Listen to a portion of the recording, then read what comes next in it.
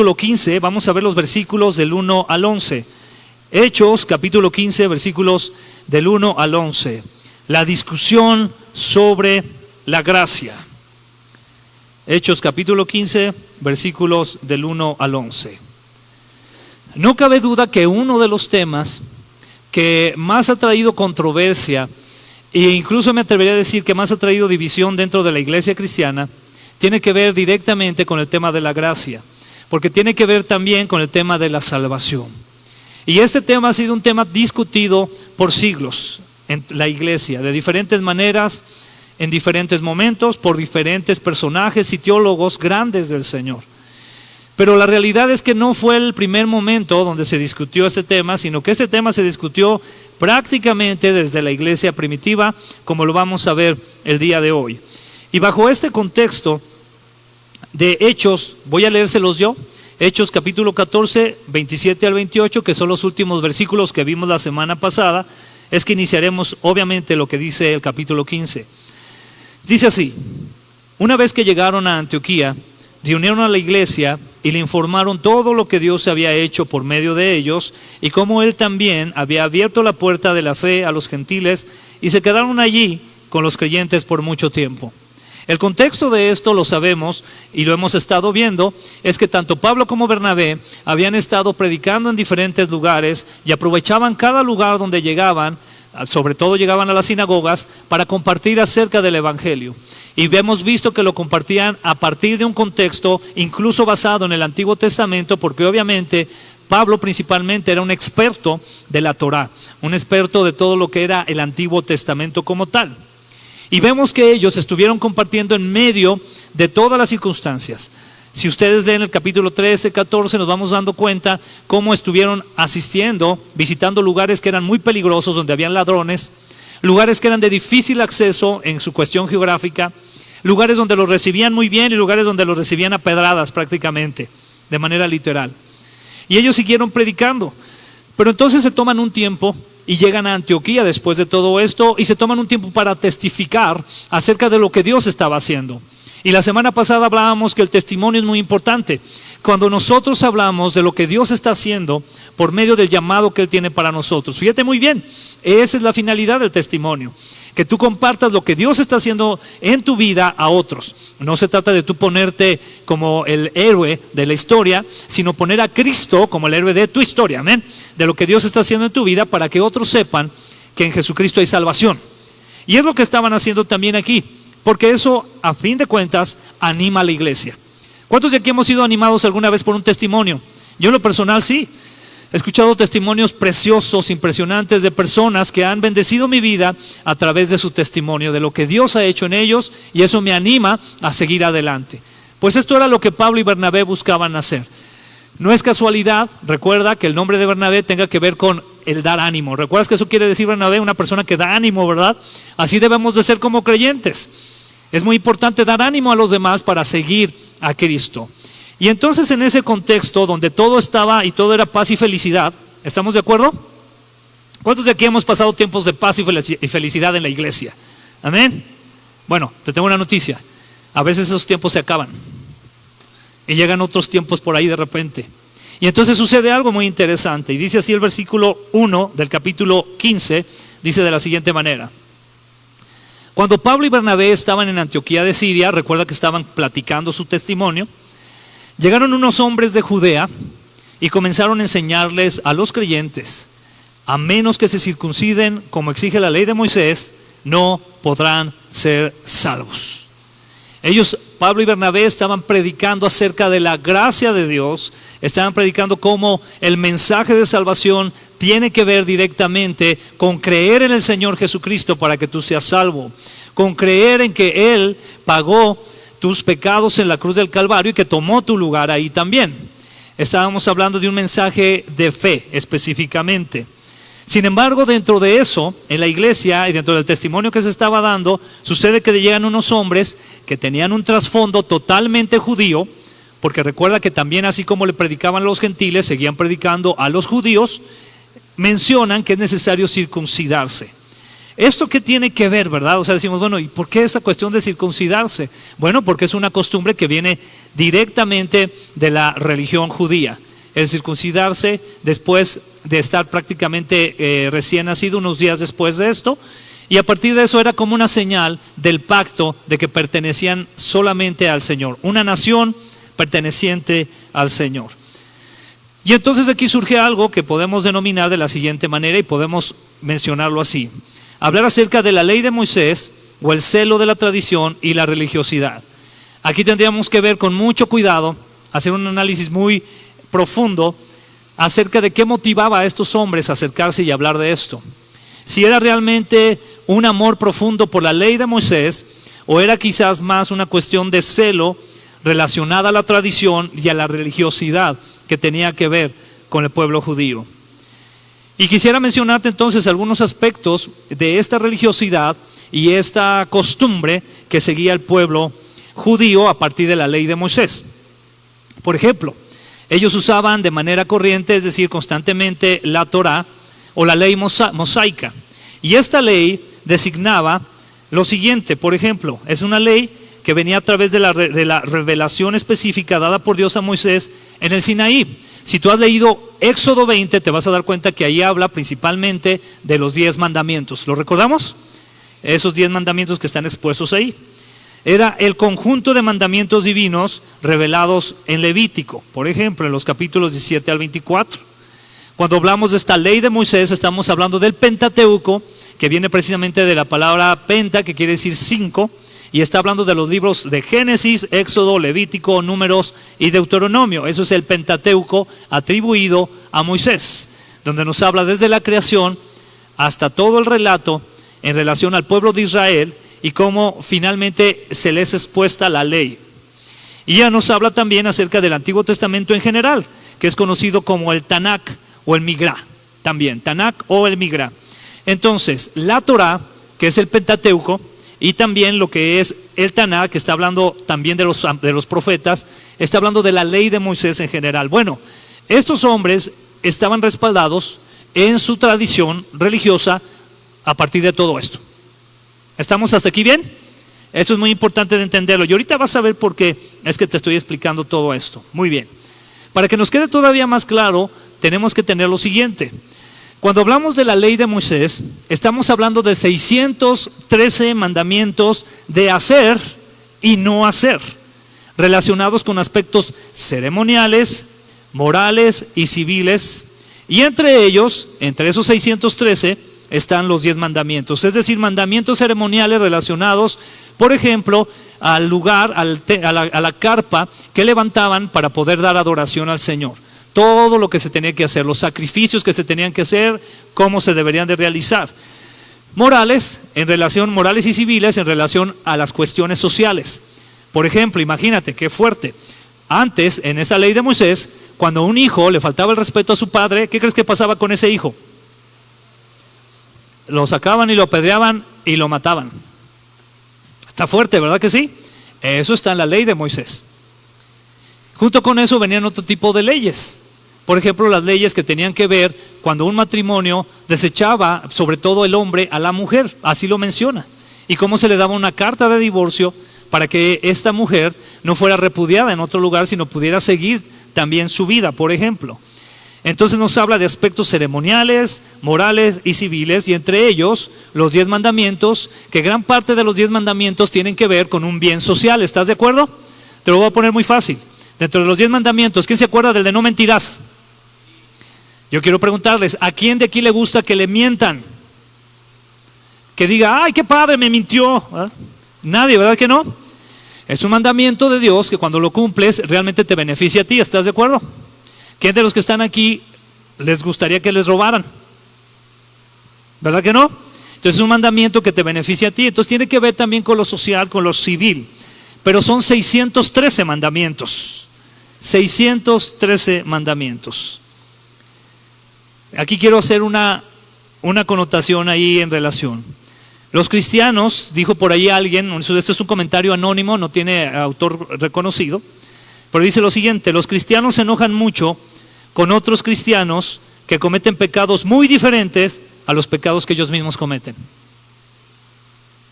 ¿Estamos aquí? Ok, esto es una palabra muy necesaria para la iglesia. Te lo voy a repetir.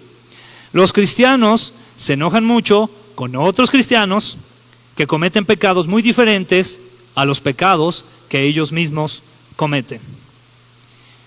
Y es que aquí surge una pregunta muy importante. ¿Cuál es esa pregunta? ¿Quiénes hemos guardado por lo menos los 10 mandamientos? Levante la mano, ¿quién ha guardado los 10 mandamientos? Ahora imagínense 613.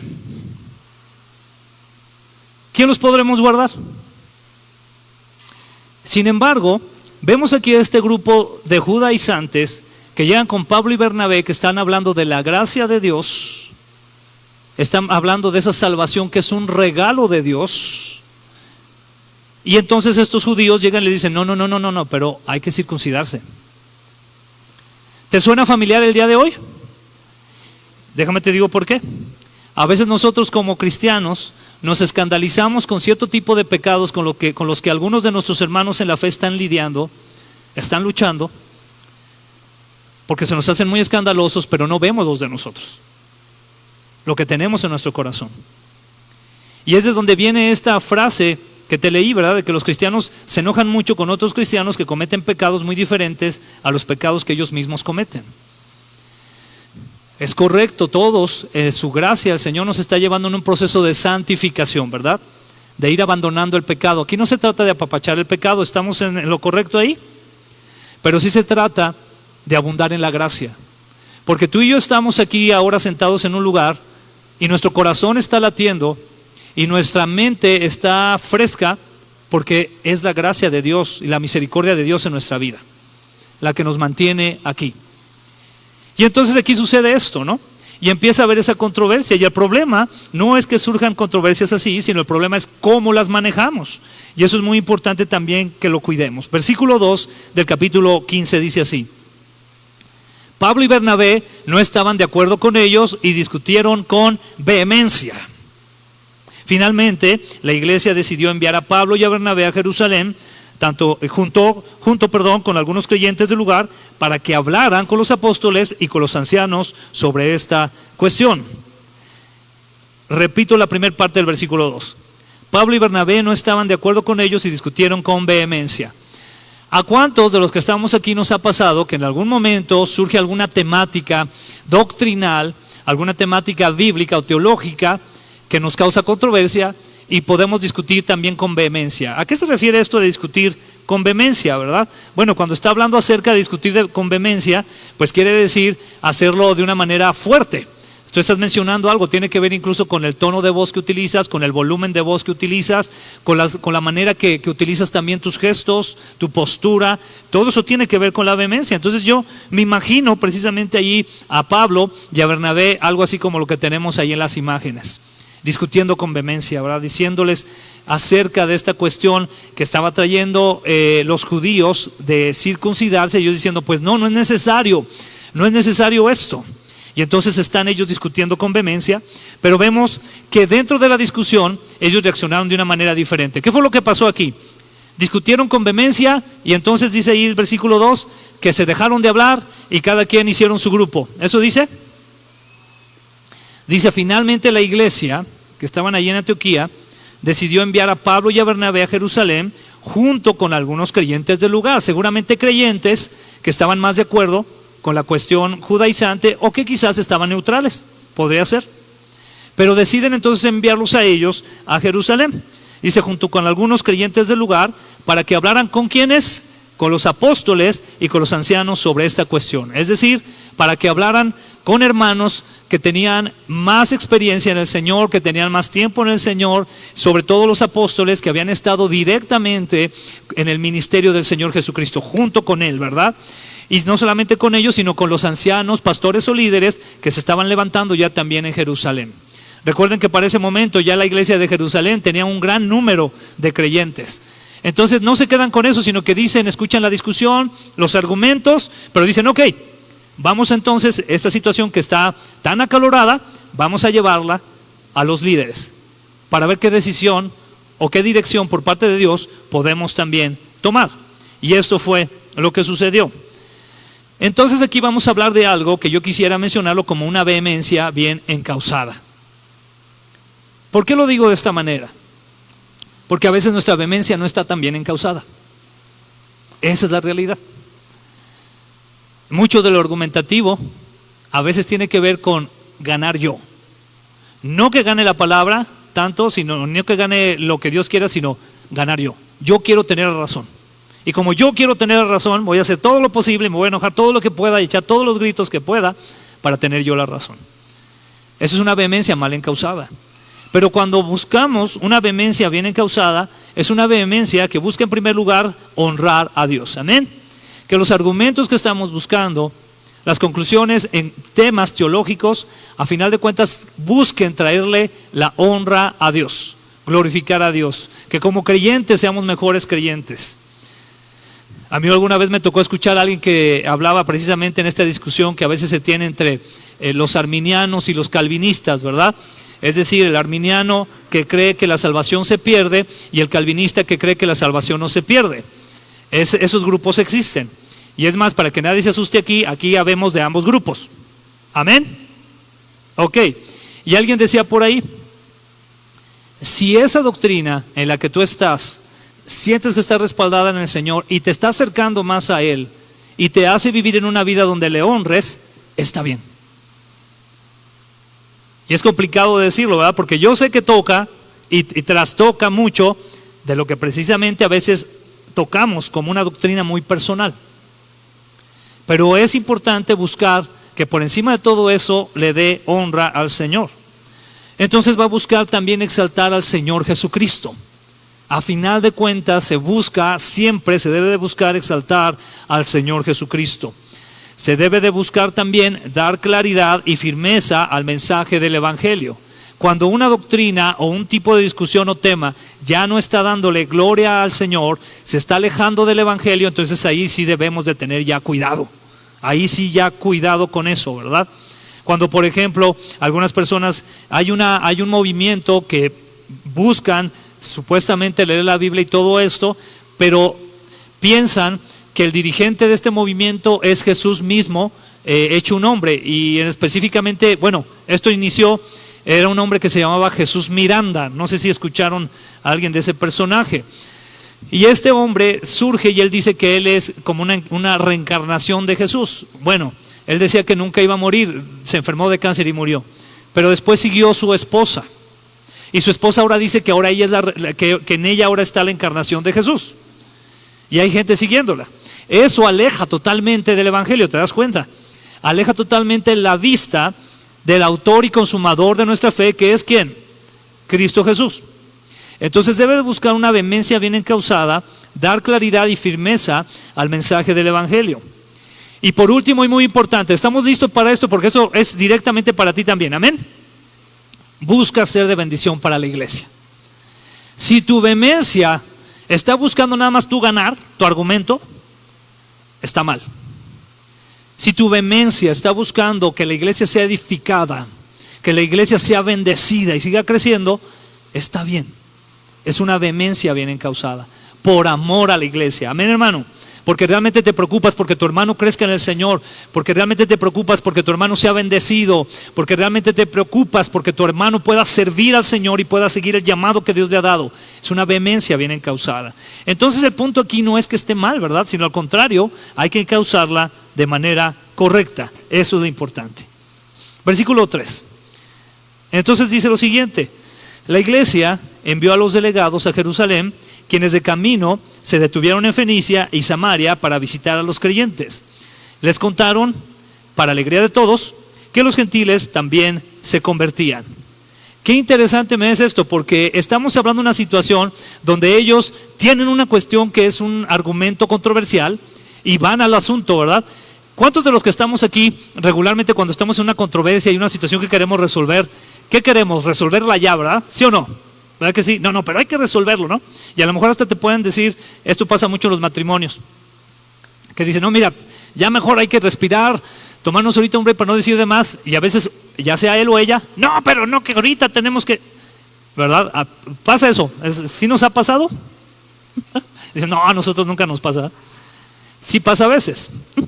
¿Cuál es el punto ahí, verdad? Buscar espacios para resolver las cosas y buscar lo importante. Dentro de esta argumentación, y ellos caminando allá, me encanta cómo este versículo, obviamente guiado por el Espíritu Santo, nos muestra cómo aún dentro de eso es importante hacer pausas. Y fíjense lo que sucede aquí, se los voy a explicar de la siguiente manera.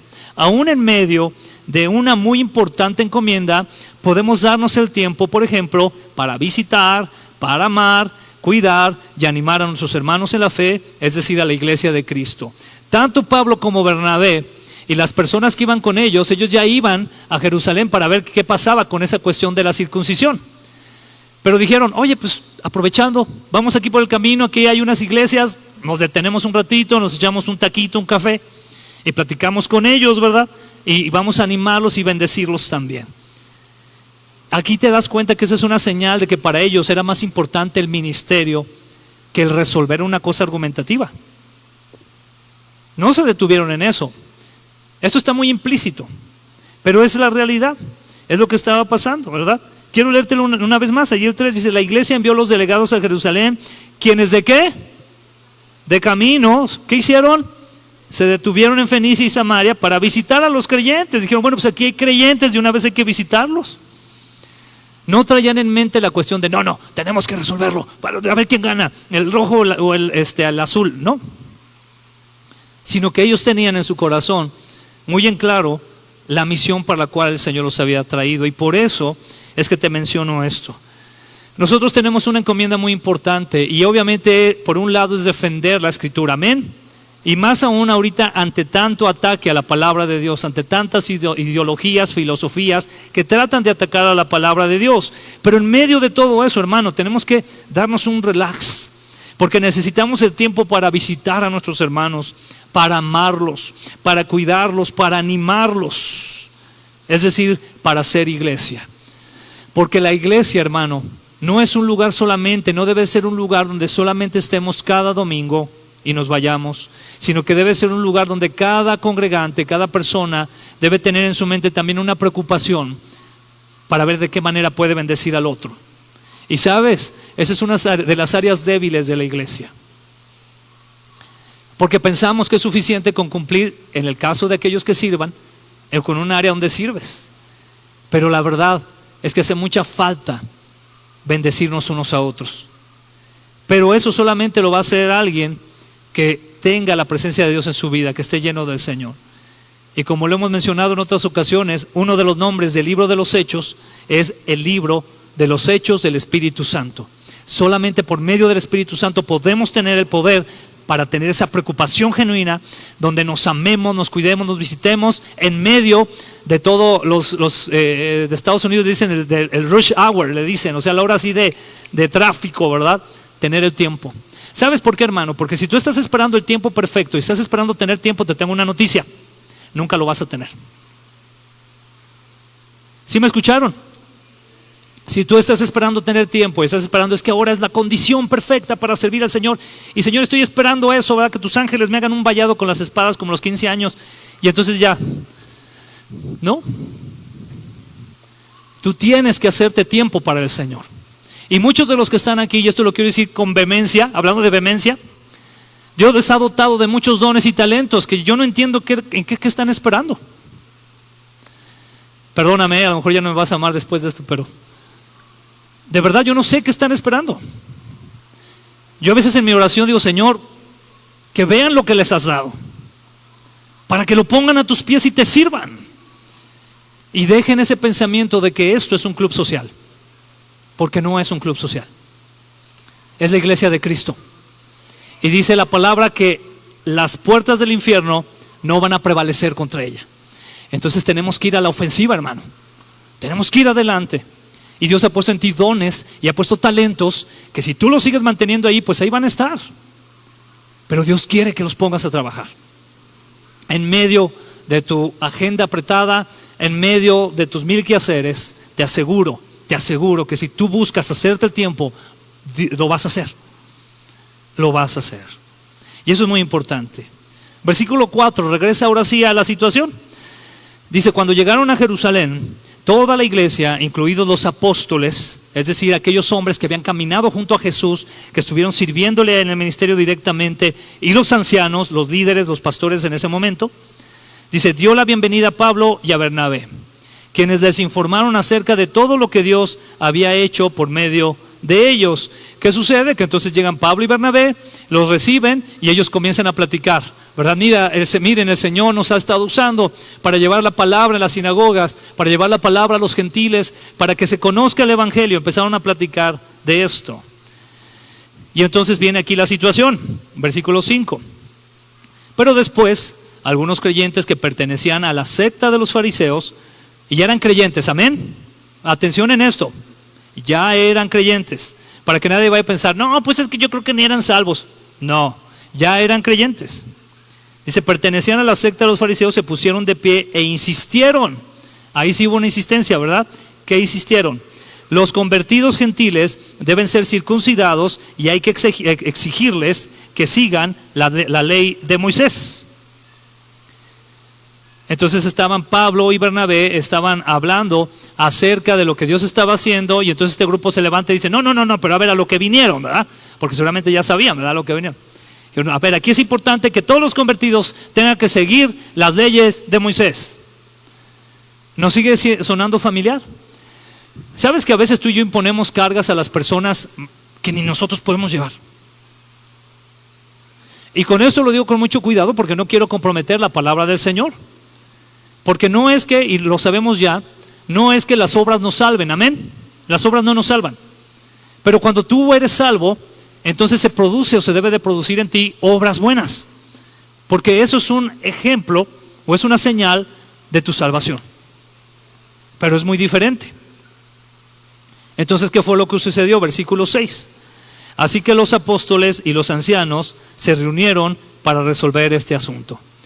¿Qué hicieron? ¿Los callaron? ¿Los sacaron a patadas o algo? ¿Los corrieron? No. Se reunieron, hablaron del asunto. Qué precioso es que el Señor nos ha dado la facilidad o la habilidad de la comunicación. ¿Sabes que es una bendición el que puedas tú hablar con las personas que quieres, que tienes a tu alrededor, que puedas comunicar tus sentimientos, tus preocupaciones, tus alegrías, todo? Es una gran bendición.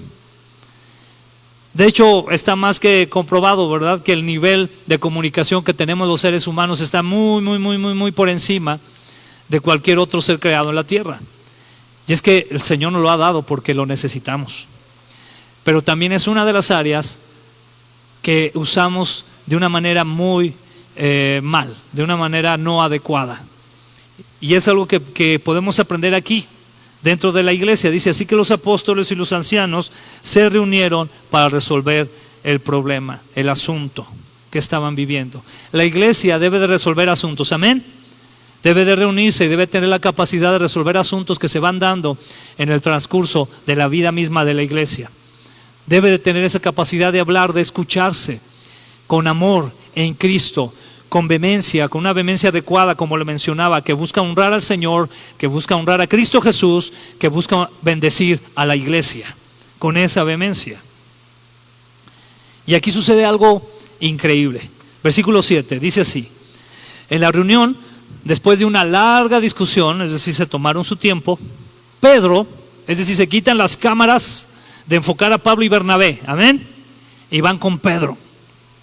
Se puso de pie y se dirigió a ellos de la siguiente manera: hermanos, todos ustedes saben que hace tiempo Dios me eligió de entre ustedes para que predicara a los gentiles a fin de que pudieran oír la buena noticia y creer.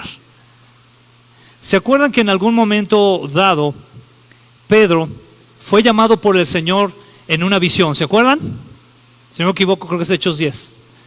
Y en esa visión donde el Señor lo llama, le muestra, ¿verdad?, en un manto animales impuros. Y entonces le dice el Señor, cómelos.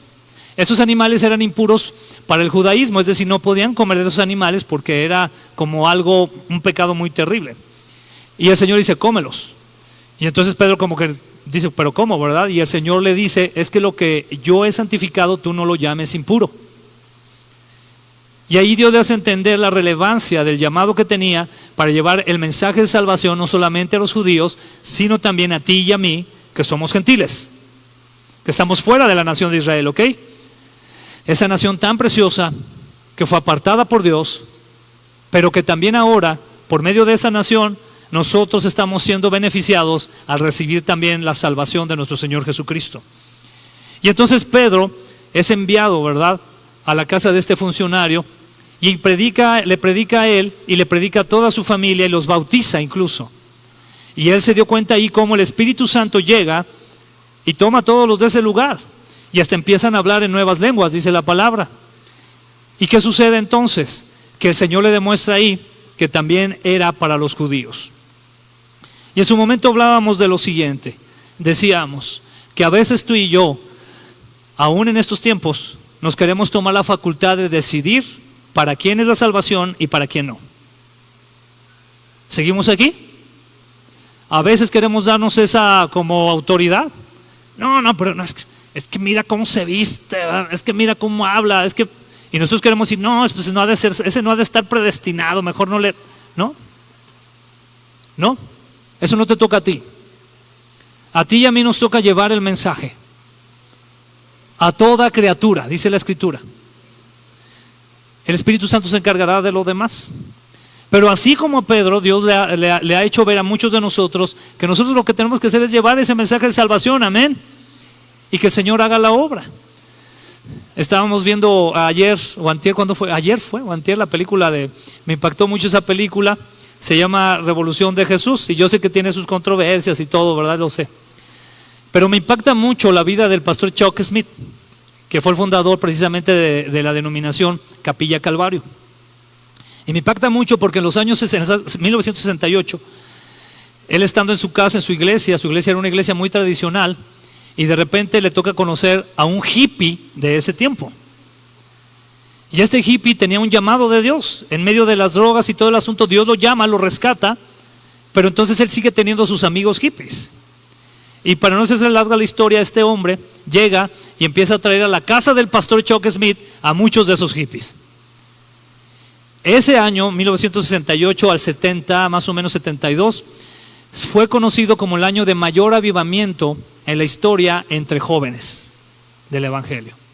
Y sí, yo sé que a lo mejor puede haber temas de, no, pero quién sabe si realmente entenderían el Evangelio. Yo lo que te puedo decir es que a raíz de eso, en la actualidad, hay por lo menos 1000 iglesias de Capilla Calvario alrededor del mundo. Y otras más que han surgido ahí, como por ejemplo Semilla de Mostaza. Y esto es algo de bendición, amén. Pero rompieron el esquema.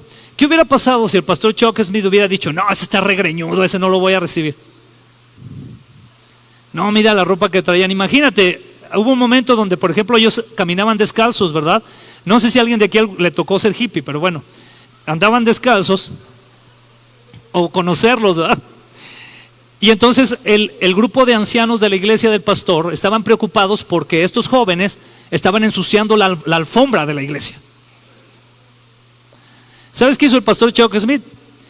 El siguiente domingo se paró ahí y agarró un balde de agua y les empezó a lavar los pies antes de que entraran. Y les dijo, resuelto, les dijo a los ancianos, está listo, ya no van a ensuciar para que puedan pasar. Él amó a estas personas. Después se bautizaban por cientos en las playas de California para seguir al Señor. ¿Eso no te da un llamado a ti?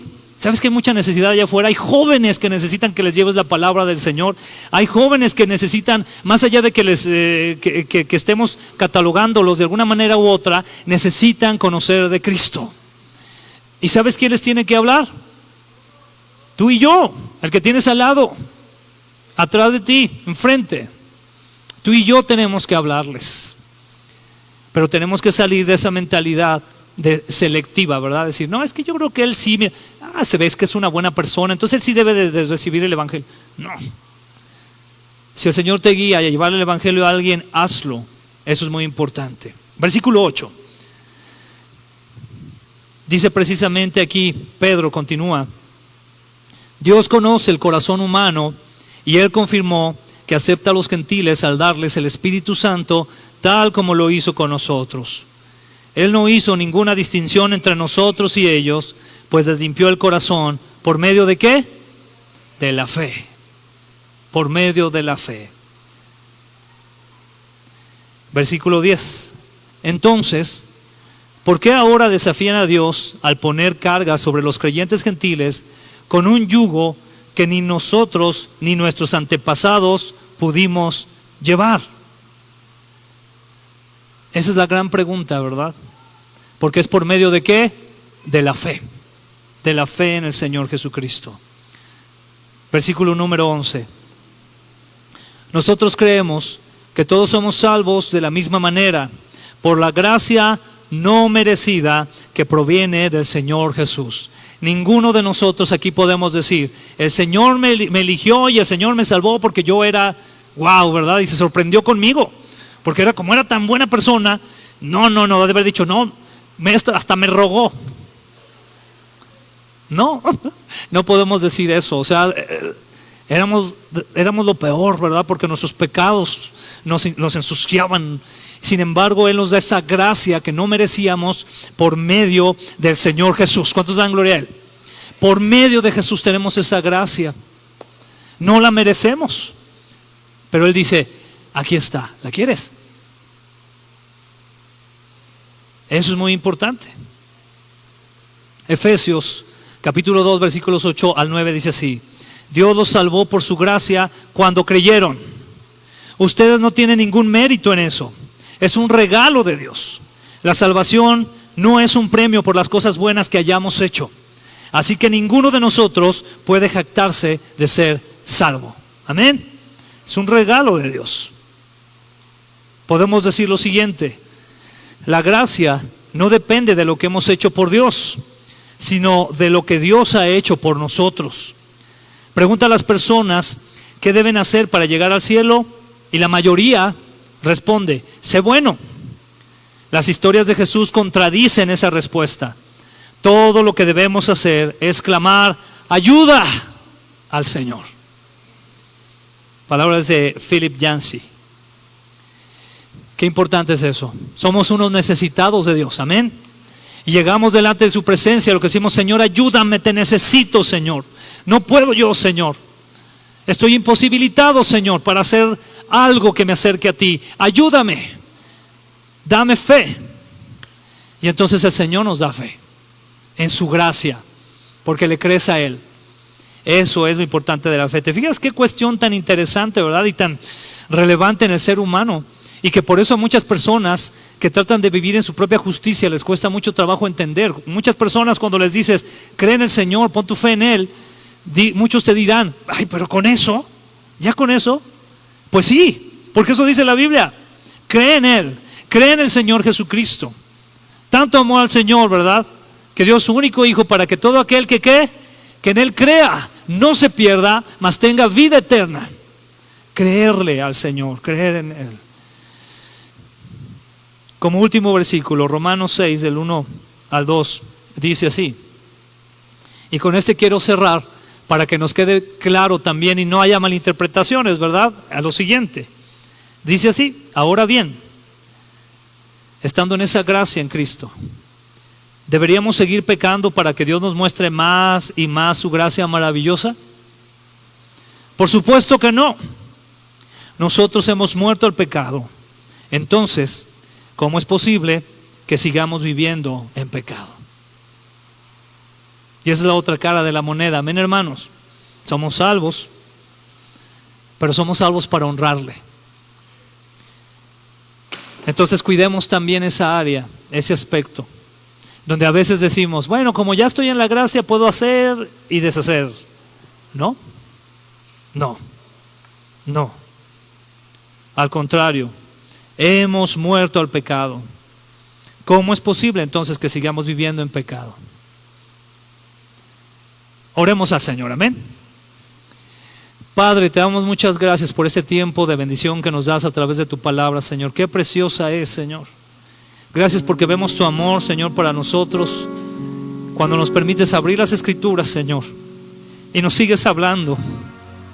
A pesar, Señor, de nuestras rebeliones, a pesar de nuestras luchas, de nuestros malos hábitos, de nuestros pecados, tú eres tan bueno que continúas hablándonos. Y también nos sigues hablando para mostrarnos tu voluntad, porque tú quieres santificarnos, Señor. Y quieres usarnos como un pueblo que que pueda honrar tu nombre y pueda ser un instrumento para bendecir a tu iglesia, Señor. Padre, por favor, hoy te decimos, aquí estamos, agradecidos por la gracia tan preciosa que has derramado en nosotros, pero también al mismo tiempo pidiéndote que nos sigas lavando más y más de nuestra maldad y nos sigas santificando para parecernos cada día más y más a nuestro Señor y Salvador, Cristo Jesús. Padre, te necesitamos, Señor. Clamamos a ti por ayuda. Tú eres nuestro socorro, Señor, nuestro auxilio. Gracias te damos, Señor. Gracias te damos. Ayúdanos a que esta palabra la podamos entender, asimilar, Señor, y vivificar en nuestras vidas para gloria y honra de tu nombre y para bendición de tu cuerpo que es la iglesia. En el nombre de Jesús. Amén y amén. Dios los bendiga.